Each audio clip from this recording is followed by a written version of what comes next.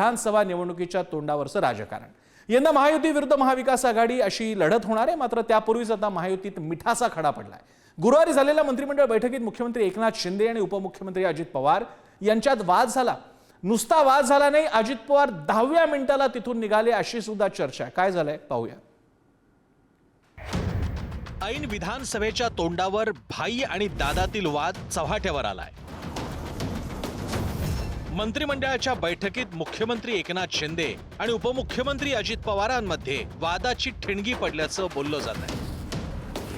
हा वाद इतका विकोपाला गेला की अजितदादांनी मंत्रिमंडळ बैठकीतून 10 मिनिटातच काढता पाय घेतल्याचं समजतंय।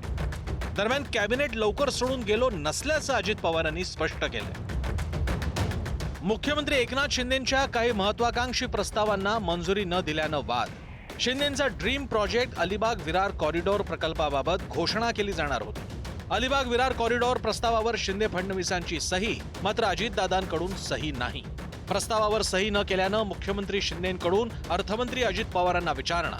मी माझ्या अधिकारात प्रस्ताव मंजूर करून घेईन असा शिंदेंचा दादांना टोला। चिडलेले अजित पवार कॅबिनेट बैठकीतून फक्त 10 मिनिटात उठून गेले।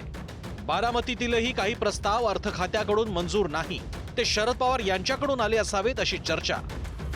हे सरकार पहिल्या दिवसापासून एकमेकाच्या छाताडावर बसलेलं आहे। अमित शहाना फक्त महाराष्ट्र कमजोर करायचा।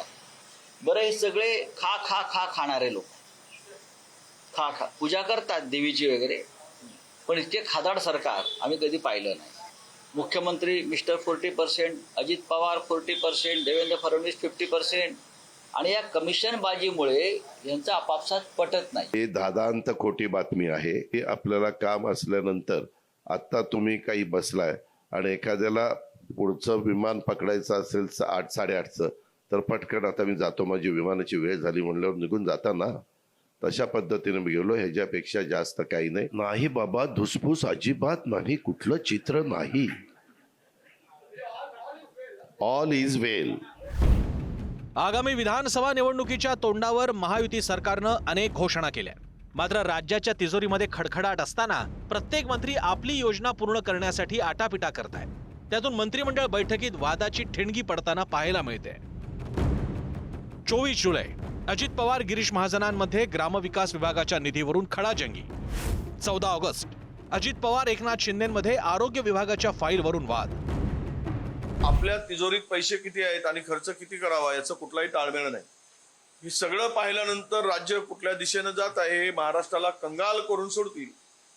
हा तो जाता जाता जेवढं मिळेल तेवढं लुटून महाराष्ट्राला कंगाल करण्याचा त्यांचा तो प्रयत्न आहे। त्यामुळेच अजितदादांनी कदाचित तिथून काढता पाय घेतला असावा। अजितदादाच्या नावाने हा खोटारडेपणा होतोय। त्यांना अचानक काही काम आलं, राज्याचे DCM आहे, कधी कधी विषय संपुष्टात असतात, काही विषय दुसऱ्या विभागाच्या संबंधित असतात। हे पाय उपमुख्यमंत्री पूर्ण वेळ आहे, पण आहे ना, एकनाथजी शिंदे होते, देवेंद्रजी होते, त्यामुळं खऱ्या अर्थाने अजितदादाबद्दलचा संभ्रम हा नेहमीच तयार करणे योग्य नाही। मविया सरकारच्या काळात अर्थमंत्री असताना अजित पवार निधी देत नव्हते असा आरोप शिवसेनेकडून केला जायचा। सत्तेतून बाहेर पडल्यानंतर एकनाथ शिंदेंसह त्यांच्या आमदारांनीही वेळोवेळी निधी वाटपातील भेदभाव हे कारण दिलं। पुढे तेच अजित पवार सत्तेत सहभागी झाले आणि त्यांना अर्थमंत्री पदही मिळालं। आणि पुन्हा एकदा निधीचा मुद्दा आता वादाचं कारण ठरतोय। ब्युरो रिपोर्ट, पुढारी न्यूज। आणि नेमकं राजकारण काय आहे? खरंच अजित पवार बाहेर पडले काही नुसती चर्चा आहे का अशी परिस्थिती बनवली जाते की अजित पवार असे जो वैतागावेत त्यांना त्रास व्हावा? आपल्याला जाणून घेण्यासाठी आपल्यासोबत आहेत संजय जोग, वरिष्ठ पत्रकार आहेत, मुंबई स्थित आणि अनेक वर्षांपासून रिपोर्ट करतायत, त्यांच्याकडे आपण जाऊयात। संजयजी, काय कथा आहे याच्यामागे? काय नेमकं घडलं? काय अर्थ काढायचे? काय आहे बिटवीन द लाईन्स?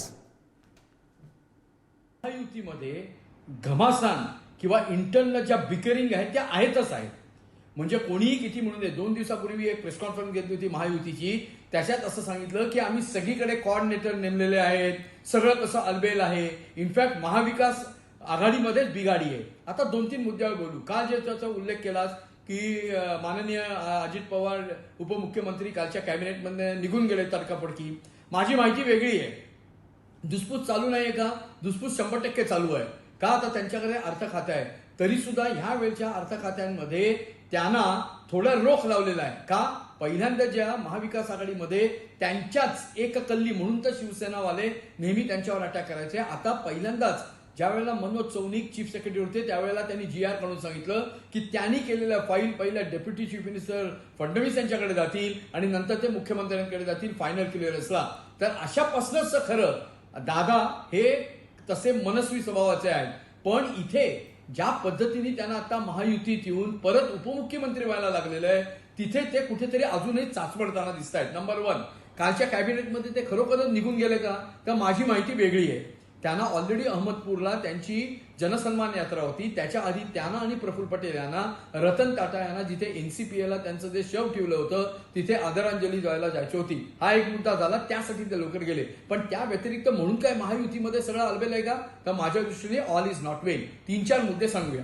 एक, दादांकडे जे फायनान्स डिपार्टमेंट आहे ते वारंवार सांगत असतील की ज्या 1 लाख कोटी रुपयाच्या ज्या वेगवेगळ्या वेलफेअर आणि डेव्हलपमेंट स्कीम ज्या बजेटमध्ये केलेल्या आहेत आणि त्यानंतरचे जे जवळपास 165 निर्णय कॅबिनेटने आणि GR कडून घेतलेले आहेत त्यासाठी मुबलक पैसा आहे.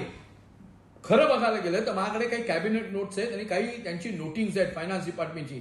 त्या नोटिंगनुसार फायनान्स डिपार्टमेंटने सतत वॉर्निंग किंवा कॉशन केलेलं आहे की आपलं आत्ताचं राजकोषीय तूट हे जवळपास 2,03,000 कोटी झालेलं आहे. त्यानंतर महसुली तुटी साधारण 21,000 कोटी रुपये झाले. आपल्याला ही जी राजकोषीय तूट आहे ती 3% of the gross state domestic प्रोडक्टच्या मध्ये ठेवली पाहिजे. आता ती आहे का? तर ती 2.29. अर्थात नक्कीच हे सगळे मुद्दे पाहता तुम्ही सांगताय संजयजी अगदी महत्वाचं ठरणार आहे की अशा जरा फुलबाजा दिवाळीच्या पूर्वीचे आपटी बाम नक्कीच फुटणार मंत्रिमंडळाच्या बैठकीत. धन्यवाद तुम्ही दिलेल्या सविस्तर विश्लेषणासाठी. आपल्यासोबत ते संजय जोग माहिती देत होते. अजित पवार आणि महायुतीमधल्या वादांची, संभ्रमांची.